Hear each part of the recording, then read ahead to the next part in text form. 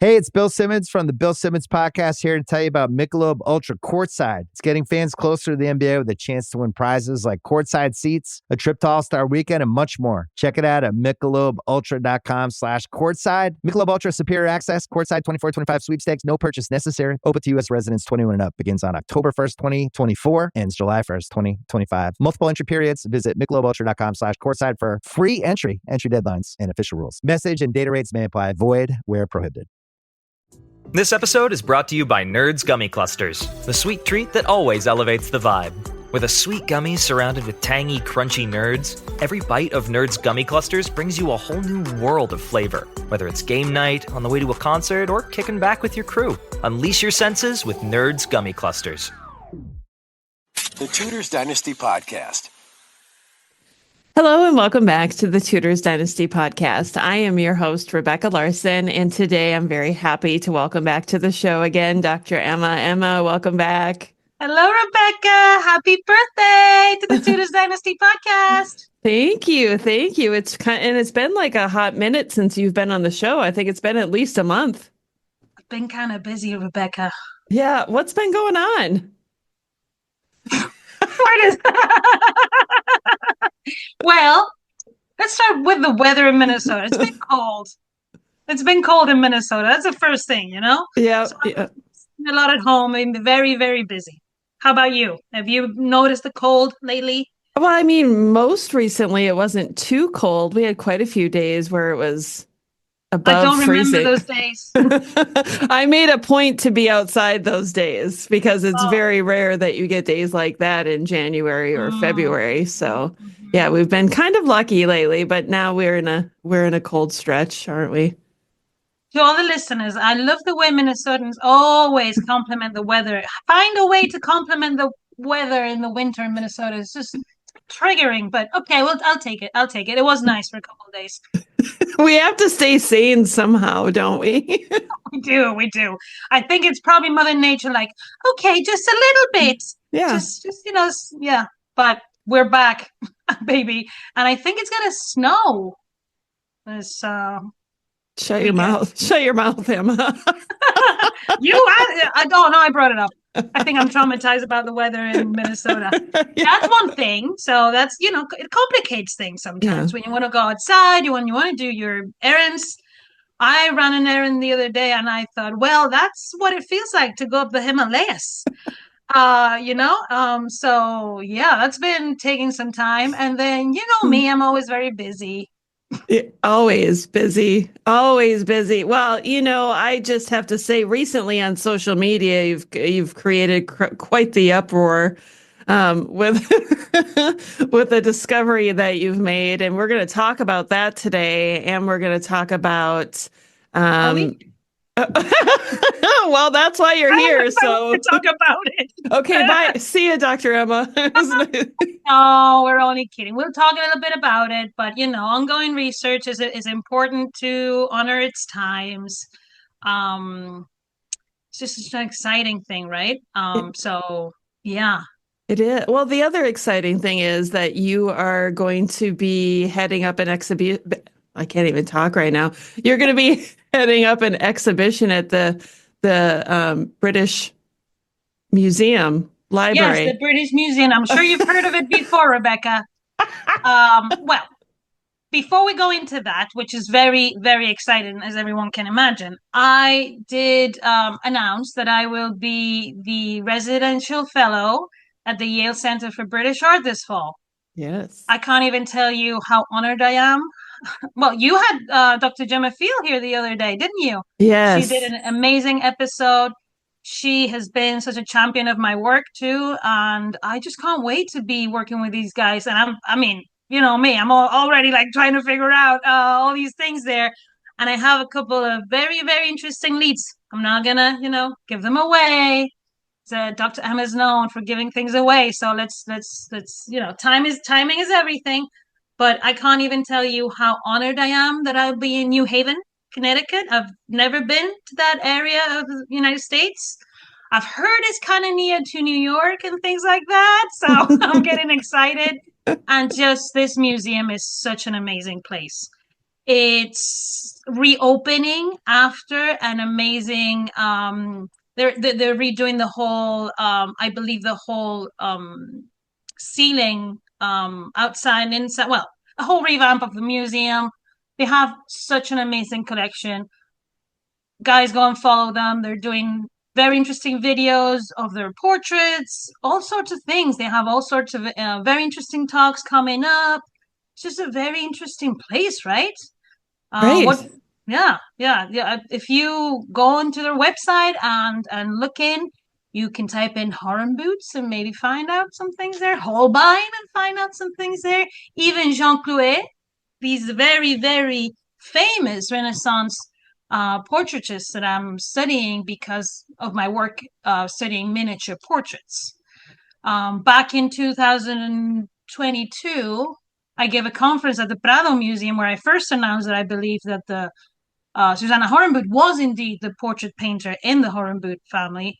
And ever since then, it's all gone a bit crazy because of the combination of those things, right? She would be a very early portraitist, a woman, introducing Renaissance portraiture into England. Just a hero of mine, really. And that is all tied into my work on Catherine of Aragon, of course. Woo! Yes, the name came up finally, right? And just, guys, how misunderstood she has been, because everyone is thinking that she's this traditional queen that is old-fashioned because she's a Catholic. And my work, at least what I see every day when I study her, is this trailblazing woman that changed England forever. Not just artistically and culturally, which is what I focus on and what I'm a specialist in. But I mean, in my dissertation, I also talked about how she changed the army. I mean, she was the one to sign England's entry into the League of Cambrai, and the consequentially having a whole armada, a fleet of boats constructed for this to assist her father, when Henry's only a teenager, really. So it's she's just a powerhouse. It's just the lack of, I think, the lack of interest in that part side, her rivalry with Anne Boleyn, right? Mm-hmm. And overall, the lack of use of Spanish sources in Tudor books is just appalling, really. So I think there's going to be a change. I see there's a change. I'm so happy for that. I have publications going back 15 years. So, I mean, I hope I can get in there cited sometimes. Sometimes I do, rarely. Maybe now I will a bit more. And that's why I do this work, to disseminate my my work, what I've done already, what is published. So again, thank you for giving me a voice in this. And it's all connected, really. And this is all connected to the research project I work in. Arte, poder y género. Can you say this? I'm not gonna put you. Don't even try. Art, power, and gender. Right? We are the art, power, and I'm the international outreach coordinator. I can, explain in English. It's fine. So in art, power, and gender is a research group focused at the University of Murcia. I don't know how to pronounce it in a different way. Murcia in Spain. Beautiful city, beautiful people, even better researchers. And they're led by Noelia García Pérez, who's now, she's the scientific director of the El Prado Femenino, and she's my mentor and my idol, really. She leads this research group, and we have 2 research grants projects to study portrait medals in the Spanish monarchy, but how those are spread to other courts. And that's why Tudor England comes into play, because as we know, Mary I is the granddaughter of Isabel of Castile and Fernando of Aragon. So her construction of her image of power is deeply connected to the Spanish court and what they've done before, and her mother's patronage too, right? And this I'll reference more Dr. Peter Stiefel, because he's this expert in Mary's imagery. So just all the projects are really connected. What I can announce, and it's very, very exciting, is there will be a first book on Queen Mary I's artistic patronage that I will be editing in the series Queenship and Power in Palgrave Macmillan, where Dr. Peter Stifel and other leading experts in Mary I will do a first approach to Mary's artistic patronage. So now we're going to get a clearer vision of how Mary took on her mother's patronage to create her own image as someone who went from princess to bastard back to lady to and then queen regnant. So all the projects are connected, really. I know it looks like it's very all over the place, but it's all women's power and construction of the image of power. How these women are creating propaganda because they don't have presidents, taking what the men had done, but transforming it in something new, so they get power not only because they're legitimate heirs to these men, but because they're women. It's very difficult to achieve. So it's very interesting to see that someone like Mary chose, and Catherine of Aragon chose women many times to do these depictions of them. So sounds pretty exciting. It is, isn't it? It does sound very exciting. We also always love championing women in history as well. I think it's so important for us to give them a voice. Yes, it is. And also women becoming professionals, right? Like not just queens. And I talk nonstop about queens all day, but those are the women that are more visible in this time. But how extraordinary is it that someone, for their talent, gets recognized by a queen and is like, oh, come to England. So I have a forthcoming book chapter on the recruitment of Susanna Horenboot and Lavina Turnlick by Catherine of Aragon and Mary Tudor coming up this year too. So it's very exciting. I think it's going to give a big important plot twist to the art history world in England. Okay, so that's a big statement. Oh my God. I was like, okay, so let's talk even bigger plot twist. Okay, maybe it's not even a plot twist, right? We're talking about powerful women in history. Yeah. Women who influenced history. We have to go to Anne Boleyn now, Dr. Emma, and we have to talk about Anne Boleyn and Image, and well, let's just go there and talk about, eventually then work that into your discovery. Well, I know this is a highly interested, there's a very big interest in this topic. And I think it's a legitimate interest because she's arguably the most famous queen of England for some, queen consort, right? We're talking about consorts now. But her daughter's arguably the most famous queen regnant, Elizabeth I. So, I mean, she is at the very start of, I would argue, and I'm a foreigner, I'm not English or British, so this is just from looking from outside. She's at the core of the birth of, in many ways, British identity, with the Reformation and Henry VIII. And Henry VIII is just so famous that she's part of the Six Wives and all that. And then she has a very interesting story because she's not of royal status, yet she is capable of overthrowing a queen regnant that is has the best pedigree in Europe, right? Catherine of Aragon, who was loved by her subjects and very, very highly respected by everyone in Europe, including the Pope, all the humanists, everyone. So I think this is why Anne Boleyn is so interesting. What is interesting about Anne Boleyn, extremely interesting, is that we don't have a clear image of her in our brain, right? Why? Like we have for Henry, and everybody, he's looking at me, he's behind Rebecca, he's always there. For the people who are not viewing this, she has a poster of Henry. And I've said this before to provoke me in the podcast. I do. And to be honest, when you're watching this video back, he's cropped out. So you're going to think Dr. Emma's making stuff up. No, but he's there, right? You can confirm this. Yeah, I can confirm. Yes. Oh, it's only for my eyes. Thank you, Rebecca. It's just for you, Emma. It's just a marketing strategy to get Dr. Emma talking. Okay, I get it. No, but the reality is that we have a very clear image of Henry VIII because of Holbein, because of the portraits that Holbein painted of him because he painted a very important mural in Whitehall that everybody saw for a long time. Excuse me. Talking about Boleyn is just giving me a scratchy throat. Just a second. Maybe I'm nervous. Well, Holbein was the master when it came to the Tudors. He is the one that we look at and we say he gave the face to the Tudors, didn't he? We always say that. That's true. I think you're very right. But it's because really Anne Boleyn and Catherine of Aragon have something in common that is very important. They both fell out of grace. And they were both not really independent from Henry. They depended on him. So the same thing that happened to Catherine of Aragon happened to Anne Boleyn, right? Yeah. Once she fell out of grace, everything that belonged to her, that was marking her queenship, especially because Henry married someone else, right away. Yeah. Imagine how would it be to have a new queen and all the Anne Boleyn falcons and letters all around.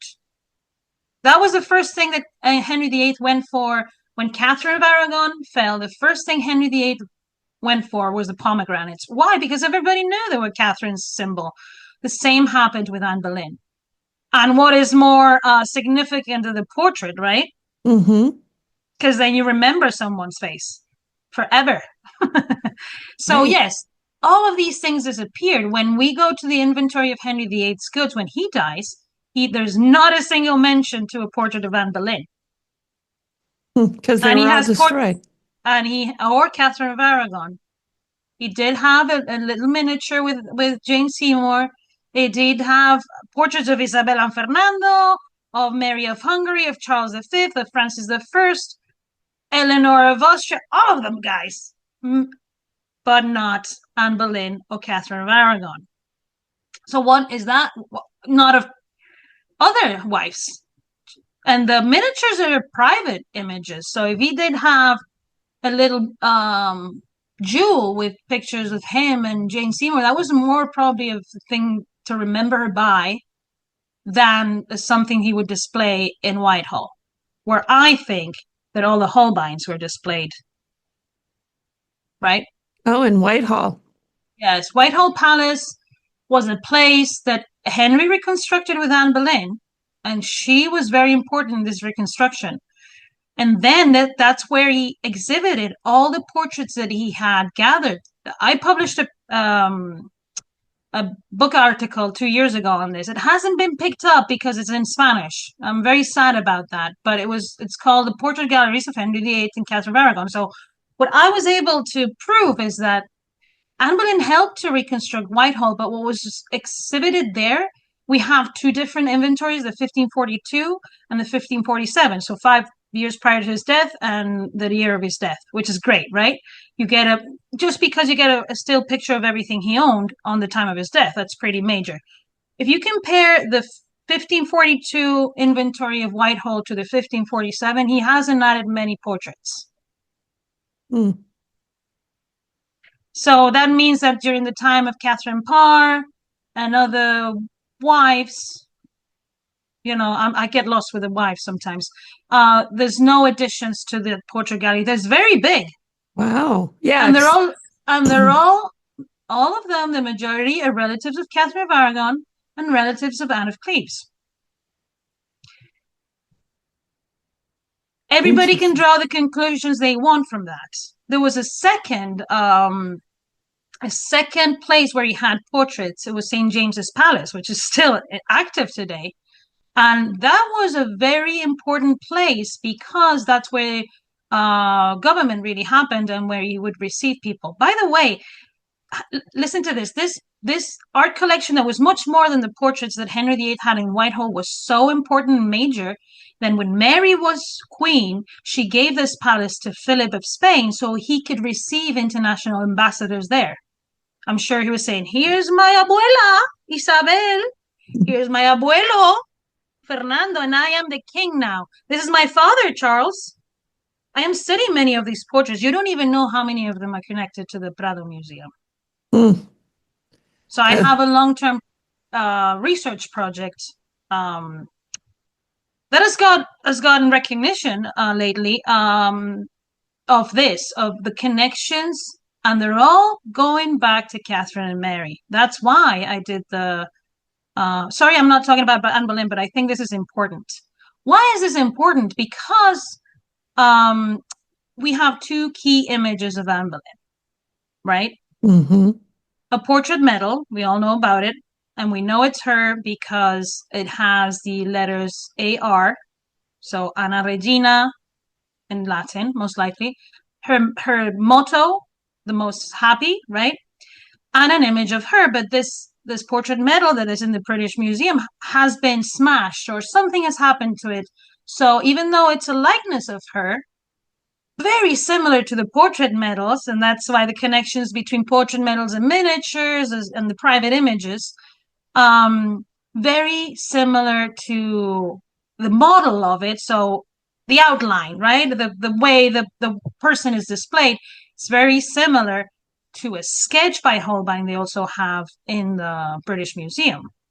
That has an inscription that says in Latin, Anne Boleyn decapitated in London on the 19th of May, I think, was it? Yes, 1536.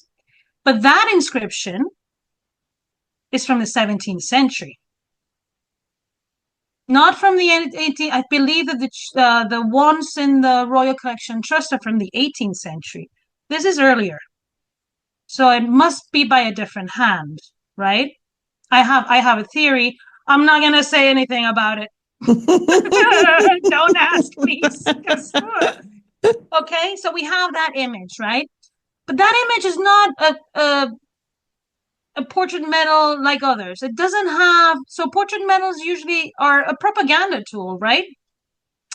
And they usually have two sides. This one only has one side. So and it's a cast medal. So what they believe is this is a model that, because Anne really didn't have that much time as queen, she had a long time as in a relationship with Henry, but as queen, when she really could start her propaganda, let's say legitimately, was very short. So a lot of these things were done, but not quite, developed. Like we have tons of portrait medals of Mary I in the Prado Museum, in the Kunsthistorisches Museum in Vienna, and in the British Museum, and everywhere of Mary and Philip, for example. Not of this portrait medal of Anne Boleyn. There's only one of these. There's only one. It's in the British Museum, and somebody has smashed it, so it is a likeness of Anne Boleyn, but somewhat not quite, well, we can't make out if it's her features in her face, right? That's the problem. Yeah. There is other representations of Anne Boleyn done by Holbein, but they're not representing her features as a person. There's a sketch for her coronation, for example, and you can go and Google it. It's also there, and it looks very schematic, right? It's not very good for her likeness. However, this sketch that it has an inscription saying it is her was, there was a study by David Starkey to identify this as Anne Boleyn. Since then, that has been put into question and disputed because there's other likenesses of Anne Boleyn, like another sketch by Holbein, identified as Anne Boleyn in the Royal Collection Trust, recently featured in the Holbein exhibition, that very convincingly argued that it could be her. So now we have a conflict. Is this the same person? Are these two? Now we have two? Are these? So with all of this, this is ongoing research. So it's very exciting, but at the same time, we have to be cautious because now we have two possible images. Well, researching this sketch of the one in the British Museum, I started studying it because of this project studying portrait medals in the University of Murcia, and this medal of Anne Boleyn that is her only likeness, because I'm studying the construction of the image of power from Catherine of Aragon to Mary I. So the wives fall into that category, right? And to be honest with you, Rebecca, I was studying this sketch. They have a great tool at the British Museum. I haven't seen the sketch in person yet, but they have the best magnifying glass tool you could ever imagine. And I just started falling in love with this sketch. I was like, well, I don't know if it's Anne Boleyn, but I love it, and looking at it, and because I'm very interested in Holbein too, and looking at it and looking at it, and I thought, well, I've seen in portraits of Catherine of Aragon, like the sit-down in the Kunsthistorisches Museum that everybody loves. It's now it's labeled as Mary Rose, but we all think it's Catherine. I think they'll change that sometime. There's a little C, a little Gothic C. So in the same place, there was a little thing that I saw, right? And in the Holbein sketch in the British Museum, with the inscription that it's Anne Boleyn from the 17th century. And I thought, oh, he's marking where the pearls go, right? Or some sort of, and then I was like, wait a minute. And I zoomed in, and just like clear as day, I saw the word Anna spelled there. ANNA. And honestly, I gasped. I wasn't sure what to think of it. I was at first I thought it can't be that nobody has seen this before. I was convinced it was Anna. I'm still convinced. It does look like it. It does look like it.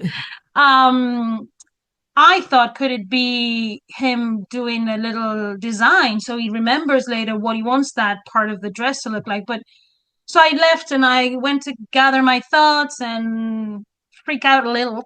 And I thought, well, you know what?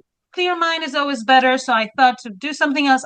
When I came back, it was still there.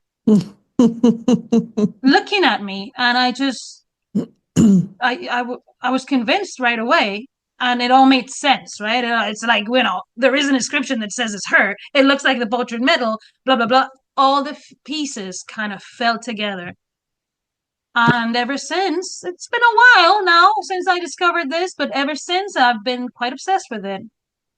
Yeah, it was like hidden in plain sight. Yes, to me, I would say it's because Holbein's a genius, really. The sketch is so good. Her face is so beautiful. The headdress. I was looking a lot at the headdress because it reminded me of Jane Seymour's headdress right away, right? Yeah. Yeah. And I had seen Catherine of Aragon with similar headdresses, not in very known images. So, possible depictions of because now it's all like, whoa, what is a picture of Anne Boleyn and what is a picture of Catherine of Aragon? I think I have a theory that I can share that many times someone had a picture of Anne Boleyn, but wanted a picture of Jane Seymour or of Catherine of Aragon, and they knew to put together different elements in the 17th, 18th centuries, because they're all like mixed up later on in prints, in 17th century artworks. So I've spent a lot of time in the British Museum database because I haven't been able to see anything, there yet. I will be going to England next month. I'm very excited for that. Yay! But for now, I'm just really looking also at other Holbein objects in the British Museum because there is a book called a jewelry book of Holbein in the British Museum, and there has been discoveries of designs where it says Henry and Catherine. There's H's and A's, but there's also a lot of references to Mary Tudor, Mary the First, future Mary the First of England, and I think they're all connected. Remember Holbein? There's also another sketch of Holbein of Lady Mary Tudor, of Mary the First. She's wearing a very similar headpiece too. Yeah, she is. And she pays for a portrait of herself in 1544. Remember that there's in her privy purse expenses, she's paying for a portrait of herself. What I have argued in my new book chapter is that if you look at that picture in the National Portrait Gallery, it's very similar to the miniatures, the style, the lettering, the inscription, the way she's displayed. And it says she's the daughter of the king. And, I think this is Mary's preparing her own image. I argue that was given to, that she commissioned that portrait because listen to this, in 1543, I think it is. Simon Thurley is a reference for this. This is not my research. Henry decides to bring back Mary and Elizabeth, right? And put them back in the succession. Well, before that, but put them back in the succession. He actually has a whole new building constructed in Whitehall for Mary. My argument is that picture of Mary is related to that, because that's the same year she pays for that portrait, she gets this new palace in Whitehall where all the image portraits of her abuela Isabel, her abuelo Fernando, all these people, her fiance Charles of Habsburg, all these people are. So I have a theory that it's Mary who's largely in charge of all of this, because my research time and again shows that it's usually the women who exchange portraits. It's just we think it's Henry because when he's looking for a wife, right? He sends Holbein to Anne, but the other times it's Claude of France who sends portraits to Catherine of Aragon. It's Margaret of Austria who sends a portrait painter to Catherine of Aragon when Mary Rose Tudor is betrothed to future Charles V.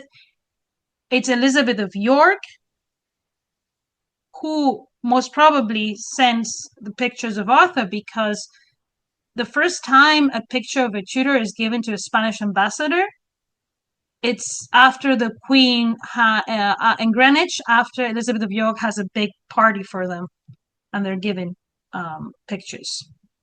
So I think this is, to me, the most exciting thing I found out in my research about Mary. I just think Mary's going to live her year, and I'm glad to contribute to it. And I'm also glad to have found the Anne in the sketch, right? Yeah. Because it's all part of the same idea. It's the construction of the image of power of these women. It's complex, but it makes sense when you see it as a whole, you know? I don't know if I'm making a lot of sense, Rebecca. Yeah, I love how you mentioned like Henry VIII had this one time he was like, hey, let's send Holbein to Germany to paint a picture of my wife. And suddenly everybody just assumes after one time that he's the guy. And he sends Susanna Horenboot later, and she becomes the head of the household of Anne of Cleves. So, I mean, Henry's not that dumb, you know? He's a very, very smart guy. I never doubt that. He's just not as smart as his wife's. That's all I'm saying. He's not a dumb guy. He's just not that smart. Exactly. He has smarter women around him. Which you know, when he's being good to his women, he usually has a good time and it's all fine. But when he's not, well, sorry, mate, but it's not going to be easy. These are powerful women too, you know? Very powerful women. So, I mean, it's not just Catherine and Anne Boleyn and all this. Think about Mary of Hungary, who is the most powerful woman in Europe, and Henry sends Holbein to her to paint Christina of Denmark in the National Gallery in London. She allows that, but she only allows him to be 3 hours with her, and she's like, yeah, let him paint, but she's not going anywhere. You know, and she's all over the little channel between England and London. And I have read many letters where they're saying back and forth from Mary's court, Mary of Hungary's court, to Spain, that they have to help Mary Tudor's cause no matter what, because she's a Trastámara and by extension a Habsburg. Hey, Fidelity. How can I remember to invest every month? With the Fidelity app, you can choose a schedule and set up recurring investments in stocks and ETFs. Oh, that sounds easier than I thought. You got this. Yeah, I do. Now, where did I put my keys? You will find them where you left them. Investing involves risk, including risk of loss. Fidelity Brokerage Services, LLC, member NYSE, SIPC. So good, so good. Get ready, because it's time to save at your Nordstrom Rack store. Now through February 23rd, take an extra 40% off red tag clearance boots, jackets, and sweaters. We're talking the best cold weather styles from Vince, Cole Haan, Sam Edelman, and more. All on sale for even less. All sales final. You never know what you'll find, but you know it's gonna be so good. Great brands, great prices. That's why you rack. Boom. Mic drop. I'll give you another one then.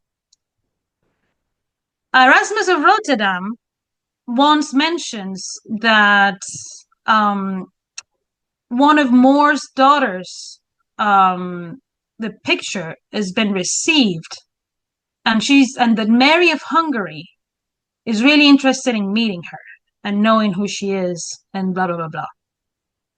So Mary is trying to reach out to the survivors of the massacre of the Catholics that Henry did, and to the most prepared women in England. I know a lot of people think Anne Boleyn was the most educated woman in her generation, but the most educated women in that generation were Mary Tudor and the More sisters, I'm afraid to say. Well, don't be afraid if it's... No, I'm afraid to say it's true. Yeah. They knew Greek, Latin. They were humanists in their own right. That's not to say that Anne Boleyn was not extremely intelligent to see that she needed also to be the face of a cause, right? Mm-hmm. The Catholic cause was taken over by these extremely powerful, very influential, very educated women. So I see why she would turn to reform to help her cause, to become queen, right? Especially when Henry's like, okay, we're going to do this. Call the Pope. We're done. Right. Yeah, that whole time period, we don't know for certain, right? There's nothing to definitely lead us down the path to say this is what happened and why it happened this way, but we can make assumptions. Anne clearly had a lot invested into her relationship with Henry VIII for all of those years. You think before. So? Poor woman. I mean, that is a long time.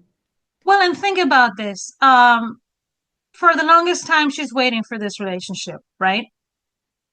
And he's pushed her. He's pushed her to the limit. And she's young, too. And, I mean, he's the king of England. Like, I'm not laying this on her whatsoever. And then when nobody really likes her because she's pushing away the most loved queen who has done so much for England, who fought for England in 1513 from an invasion. So it's very difficult position to be, and he keeps pushing her and pushing her and pushing her.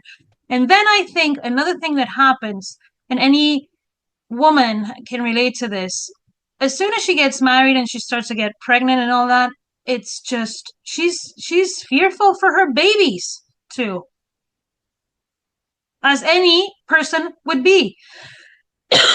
And then she's just put in a position that Henry should have never put her in. Yeah.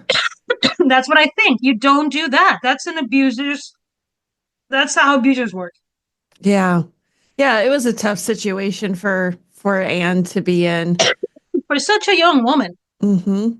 It's all, I mean, and when I say this, I mean it. And Henry's at fault. He shouldn't have done that. He shouldn't have pushed a young woman like that, put her in that position. He shouldn't have cast away his wife. He should have just accepted that his daughter was going to succeed him, as it happened. Hey, Henry? Yeah, exactly. Can you call Henry and tell him, do you have his phone? Can you tell him? I don't, but I can just turn around and talk to him. Yeah. Henry, both your daughters were better queens than you. I want you to know. Yeah. And I think Mary wasn't, she's very infamous, but it's just she didn't have time, really. Yeah. Right? And Elizabeth, I mean, she's the most famous. Do you think she's the most famous monarch, or Henry's the most famous monarch? I think Henry is, to be honest. More than Elizabeth I? I don't know, maybe. That's what I think. I think, as a historian that likes to project into the future, I think the most famous British monarch of all time will be Elizabeth II. Yeah, that could be. I think that's a fair one. So, and then number two, I don't know. I'm torn between, and then you can see I favor women, either Queen Victoria or Elizabeth I, to be Yeah. honest. Queen Victoria's, oh, I'm learning so much about her because she was very interested in Spanish art. Yeah, So, she's and her very husband was a great patron of the arts, of Renaissance art and all that too. So, quickly making my way through all the queens. That's right. Well, Dr. Emma, normally our episodes are super long, but today I feel like we have I covered said it. too much. No, I feel like we have covered everything that we need to cover on what you have coming up in the future and this Anne Boleyn discovery. And if people want to follow along on your journey, where can they follow you? Oh, I hope they don't follow me home. Yeah, I hope so too. No, I mean, you can always find me around. I mean, my famous friend in the Tudors Dynasty podcast, you can always find me around there because I don't have such a big following. But yeah, on Instagram, I'm on X. I'm really trying my best to like do better and get a website and all those things, but it's difficult when you're a one woman show, you know? Yeah. So more than that, probably. I don't know. Um and Follow her on social media. She's yes, everywhere. please. Yes, please. And overall, just I'm going to England next month. I'm going to Spain. Yeah. We have our annual conference in Murcia. And this year is going to be focused on portrait galleries. So see how it's all connected? Yes, this is so exciting, Emma. So I get to talk in you can sign up for that. So you can send people can send academic works. We take academic works in English too. So you feel free. We have a call for papers. And also I'll be participating in one of the roundtables talking about elements. And this is why it's all tying in here. Dynastic elements in portrait galleries. This is why I am obsessed with looking at all these portraits and sketches to find little clues that help me to, you know, really represent the Tudors in that panel discussion because it's going to be tough. There's some very important people there, so I need to up it up and bring all my new discoveries into that. Well, Dr. Emma, thank you so much for joining me again today. Thank you, Rebecca. Have a great day, guys. And that concludes another episode of the Tudors Dynasty podcast. Thank you so much for listening. If you love the show and would like to show your support, consider becoming a patron over on Patreon. That's patreon.com/Tudors Dynasty. Over there, you'll get commercial-free episodes, early access, and some patron-exclusive content as well. If you would prefer to show your support in another way, head on over to my website, tutorsdynasty.com, and click on the shop to see some of the new merchandise that I have available. Thank you so much for listening. Until next time. The Tudors Dynasty Podcast.